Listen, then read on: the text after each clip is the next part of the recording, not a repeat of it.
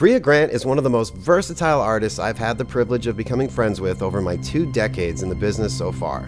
Though everyone knows her acting work from shows like Dexter, Heroes, and Rob Zombie's Halloween 2, Brea is also one hell of a writer, and along with her brother Zane, she's created some truly amazing comic books. She was also once a drummer in a punk band, and most recently, she created and starred in one of my personal favorite online series, Real Housewives of Horror. Thank you for coming! Of course! It just makes me so happy that you're finally doing something with your life. Oh my god! Heather and I are besties. I hate that. Seriously, by the time the end credits of this episode roll, I'm certain you'll agree with me that Brea just might be one of the coolest women alive. I'm Adam Green, and tonight, the amazing Brea Grant joins me for my scary sleepover.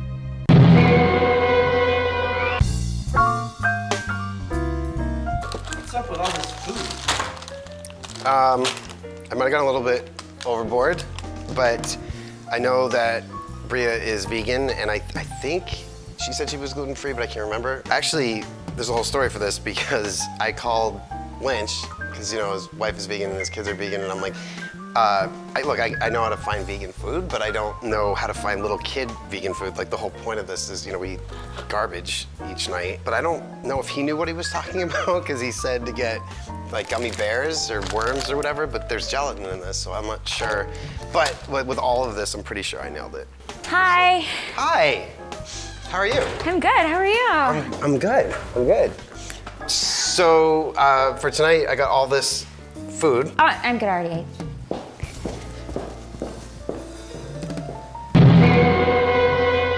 It was my turn or your turn? I think it is your turn because I've gone 3 times. Oh, yeah, you're right. Okay. Yeah. When, well, at least the time that we're shooting this, you're about to leave for, it's Costa Rica, right? I'm going to Costa Rica, yeah, for a writer's workshop that I get into. Where do you usually write? Where do I usually write? I usually write like, while sitting in my bed in my bedroom. It's the worst habit because they always say you're supposed to like separate everything. Yeah. I'll go to coffee shops, but then I don't get anything done. My life changed once I was able to not write in my bedroom. Like when I first moved out here and I had a really little apartment, and I feel like you're like sneaking up on me here. Okay. Yeah, but now I go to Vegas, like when I'm on a deadline or something. You go to Vegas to write? Vegas, and it's the most, it works every time. I think I'm a surprisingly disciplined writer. I will like get up in the morning and be like, okay, today I'm gonna write this number of pages, and then I do that, and then I go about my day. Like I'm write every day no matter what? No, not every day no matter what. When I know I'm trying to get something done, I just like set aside, I'm like, this is a day I'm gonna get this much done. How many pages need to be written today? 10, and then I'll write 10. I may throw out 9 of those 10 pages, but I will sit there and like make myself do it until it's done. Wait, what? What? You have like a look on your face like you're about to win, and you're not about to win, are you? So far, nothing's happened. Oh, except that I just. Fuck! And I was like, I'm so good at Connect 4. We're playing again. How long have you been writing for? When did you start writing? Like what age? I started writing when I was like 5. What, really? And everything I wrote was Jaws. Okay. And then I had these things called the Pumices. That was my first comic book, and I made well over 100 pumice comic books. Wait, the pumice is like a pumice stone. Wait, I'll draw it for you. Okay, yeah, that seems important. This is a basic pumice, and I'd like to point out that even when I storyboard for my movies, this is what my storyboards look like unless I have an actual artist. Okay. So that's regular pumice, and then there is fat pumice. I had a friend named Dan Saulnier, and he would draw these with me, and my mom still has, I think, all 100 things, and at least it wasn't Jaws. That's true. This was your first step beyond Jaws. Yeah, and I probably shouldn't be admitting this, or you can keep a secret, right? Oh yeah, totally. I won't tell anybody. 2018 Pixar. Oh wow. Yes.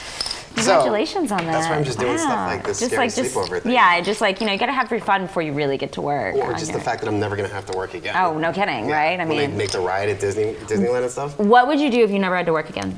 You would still work. Yeah. You would, wouldn't I would you? do this, I think. But I wouldn't. You would still work. It would, but it wouldn't be work. It would just be fun. Right. What would you do? I would probably still work.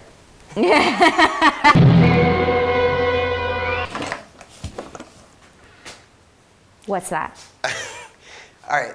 So, you know, normally we watch movies, we do whatever, and I remember when you did the podcast and you mentioned that you had been a drummer at one point. Okay. Will brought his, well, he's got a full drum set, but obviously that's a huge pain in the ass to lug around. Sure. So he brought this electric drum set. Anyway, but I thought, You thought you'd try to catch me in like an elaborate lie? You're like, maybe this is an entire thing she's made up. Oh, it's plugged in. it's plugged in. And it works. everything. Well, here's the thing. I was in bands my whole life. Okay. And I wrote the songs and all of it, but I don't know how to play an instrument. You don't know how to play. No, like I can An play instrument? bass. I can play guitar enough to like write like what Okay. the notes are, but I've never been able to play drums. So, So I'm yeah. gonna teach you how to play drums, is what you're saying. Yes. Okay. Okay. If you can. Step 1, look really cool. Okay. That's the first step to being a drummer. So I'm already not a drummer. Yeah, so you should probably just go home. Okay. I mean, the key is you separate your like hands and your feet, right? Right. So, How did you learn?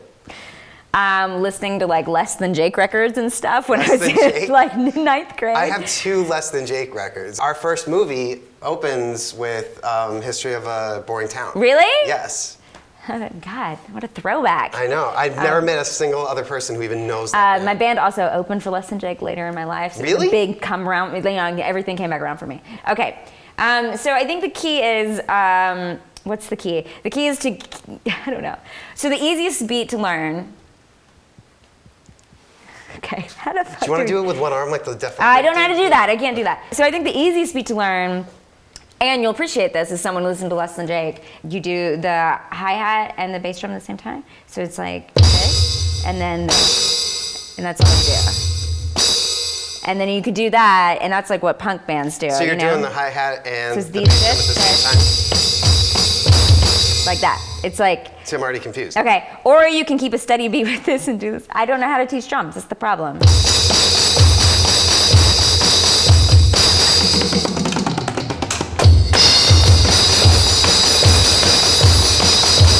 I haven't done this in so long. This is like, it's like asking me to do something.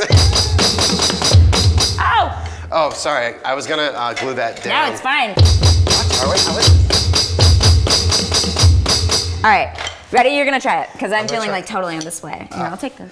Well, it take was, this all right. Take this down. I can't do this. You can do it. I have a doesn't feeling like that you it. already know how to play drums, and then it's gonna like come in. This is gonna be like an embarrassing moment. Well, you know I was the drummer in my band for 17 Were you years. really? Right? You Yes. fucker. All right, ready for this? Yeah, show me. All right, here we go. No, I've never played drums. Oh, okay, before. okay. It's the separating the legs from your hands You can that do I it can't though. do. So you know how drums work. You played in a band for a long time. Okay, you don't have to see everyone. Yeah. And then when you add something else in, Yeah. Okay. So you just did it. So that was right. Boom. Yeah. and it's gone. Yeah. Do that. I can do the ending. That's it. Like just playing like a doom metal band, and then you're set. Can you Like, teach me how to play Slayer? I think you just did it. Didn't you just do it? You just bang it as hard as you can. That's it? Wait, think. What do you think? Do you think you could have done like what Tommy Lee did and been like spinning upside down and still playing drums? I don't think so. You know, I haven't played in a band in like 10, 12 years. This is actually a terrible surprise. I haven't played since, since I was like 18 in a band. Like, I haven't played since I was like. Do you miss it? I miss having something. I think it's weird because our jobs are super creative, and I don't have like a creative outlet outside of something that I also use to like make a living, which is weird. It's like a weird crossover because I think a lot of people go and they like, I paint, but I also have this corporate job or something, and that's like a Right. great outlet. So I wish I had some sort of outlet that was creative and had nothing to do with making movies. Yeah, when your job is your hobby, and then it never stops. Right, because you never want to stop because it's always fun to go home and write or make a movie or do whatever, so you never want to say no to that creative outlet because I think we all need to be creative. Yeah. I just think that when we make it our job, it gets really complicated, and that's why there's so many workaholics in the industry. Adam. Brea? What? Ow. I'm gonna make a you. joke and then you can do the thing. Okay. I don't have a joke to make. Shit. Don't go watching porn. Adam Green's Scary Sleepover will be back after these messages. People all over the world have been enjoying Adam Green's Scary Sleepover since the series first launched in March of 2015. Fans love getting such a candid experience with some of entertainment's greatest artists.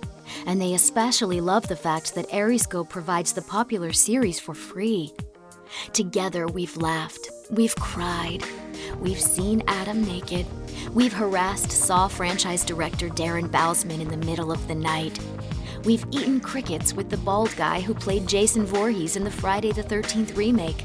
We've saved the day at Nakatomi Plaza. And we've watched Arwen boldly climb into Slash's guitar case. All while learning what actually scares these celebrities in their real lives. Critics have called Adam Green's Scary Sleepover the best online series featuring the guy who made Hatchet in his pajamas. Decent enough, but when is Holliston coming back? And amazing. Oh wait, I thought you were asking me about a different show. Have you ever seen The Guild? That show is amazing.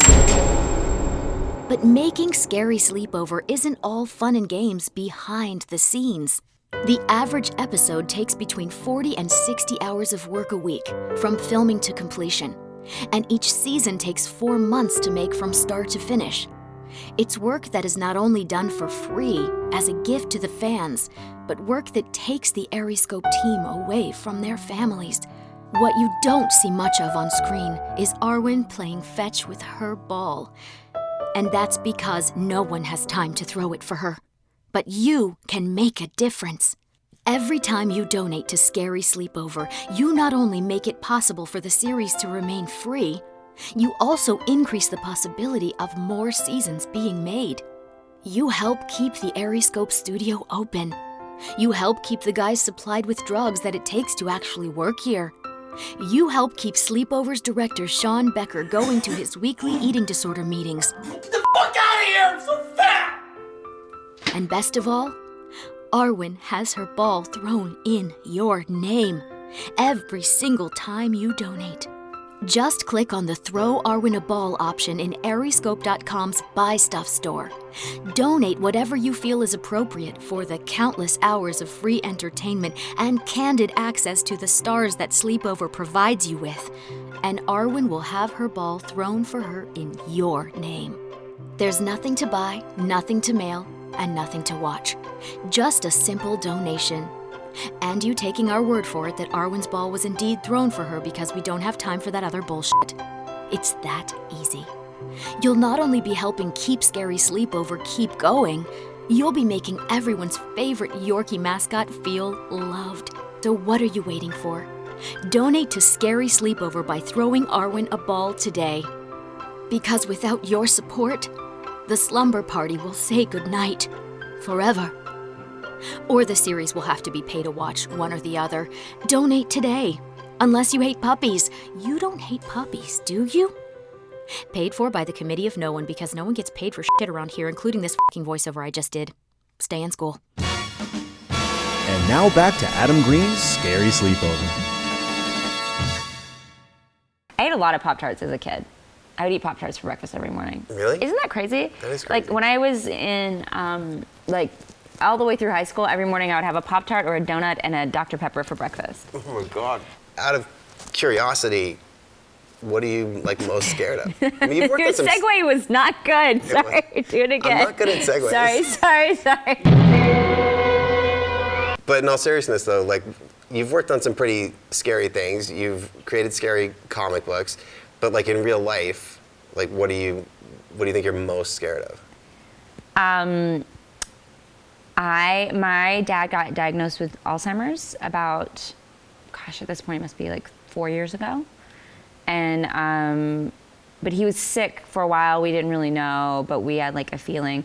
But that definitely, that's one of the most scary diseases I've ever seen. Because my dad was a really intelligent person. He was a lawyer, and then he was a state judge, and then he went back and he was a lawyer again after that. And so he basically worked with his mind his whole life.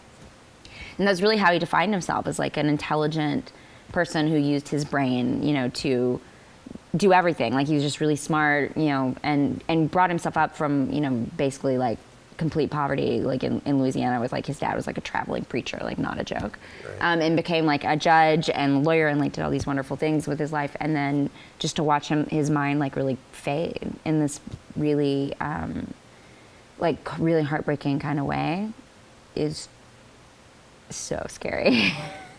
Like, I mean, like, what do? You know, like, that's, what I did was I changed my life quite a bit. How so?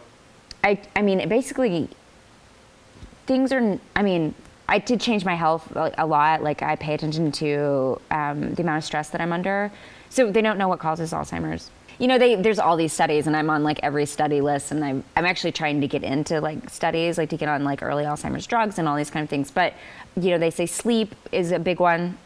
They say stress is a big one. And then, you know, they're always like, eat your omega-3s and that kind of stuff. And so, is that like a cookie? That's, it's like a, Xbox game? Yeah, it's an Xbox game. It's really fun. It involves these guys with big eyes that run around, and you drew comic books of them. You have to grow up for it. No, like, you know, it's like walnuts and fatty fish and whatever. So I changed basically my diet quite a bit, and I started making sure I slept enough every night, which I always have been pretty good about it, but I really pay attention now, and I keep my stress level at a low, you know, like, because I think that. How do you do that though? I think that you can. I mean, it's hard, and but it's stress because it's out of your control.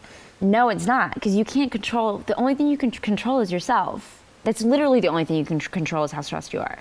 Because everyone else around you and all the things and the shitty things that happen in the world, like, that's just going to happen whether you can help it or not. So you just have to control your own stress. I don't think it works like that. That's absolutely how it works. But it's all that other stuff that makes. But it's how you let it affect you. So if you let it affect you true. In a way, and you choose. I think we choose so much about our lives. I think we choose who we love, who we surround ourselves with. I think we make all those choices. So why you can choose a life that is a happy life, and you can choose to make your life as easy as possible.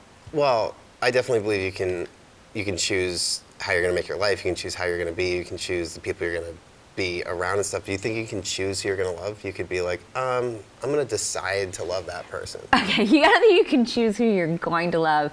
I think you can choose who you're not going to love. I don't really believe that you like fall in love with someone. Or they can choose for you sometimes, which makes it a lot easier.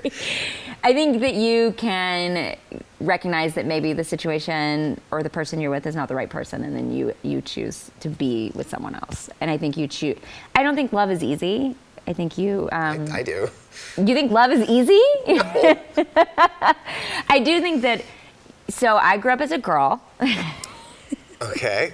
This is really going to get interesting. I grew up as a girl, and I think that there's a lot of fairy tales that are told to you where you're like, love is so easy. Once you have it, you're just there, and everything's perfect and awesome all the time. And I just think life is not perfect, and it's messy, and it's hard. And so you choose who you love, and you choose your stress levels. This is all totally news to me. Like, it's not news to you. I thought those things just happen to you, and they just steamroll over you. Well, that is kind of the way it works, but I think you have to like kind of make those choices. So, like, the worst thing that's ever happened to you is happening, right? Your whole life is falling apart, and you can just say, all right, well, that sucks, but right now, I'm going to get my 8 hours of sleep, and I'm going to go to bed. No, of course not. I think that, like, you do things to bridge the times that are not great in your life. I think, for me, what happened was my dad got sick, and my life suddenly changed. I was a legal guardian for someone in their 70s, a person who had raised me, and like was a very specific person in my life who suddenly became a different person. And I was in the midst of shooting my movie that I directed, which is really hard. And then I found out that I had to go and like basically move my dad out of his house. Wait, so that all happened during production of Best of Friends? Best Friends Forever, yeah. It happened during our reshoots. So I was like doing post and I was doing reshoots, and I had to go and move him like out of his home that I had grown up in and move him to Los Angeles. It just suddenly made me go like, oh, movie making is awesome, but like that's not the most important thing in the world. Like there's other things that are important. It's really stressful to do a movie, but like once life shit gets so stressful, you're like, oh, that's... And it puts it into perspective. It's so, you put it in perspective. So when people are arguing about dumb crap on set, and you're like, it really doesn't matter if we have Twizzlers or not. Like it just doesn't matter. Well, you can't have red vines though, let's be honest. You really can't have red vines, they're the worst. Marwan, you gonna go to sleep? You wanna go to sleep? All right. You do your thing. I'm glad you came over, though. Oh, thanks for having me. It was fun. Mm-hmm. Yeah. Hey, Adam.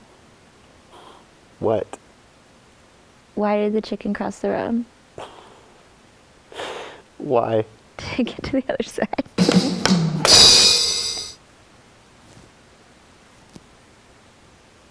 That was weird.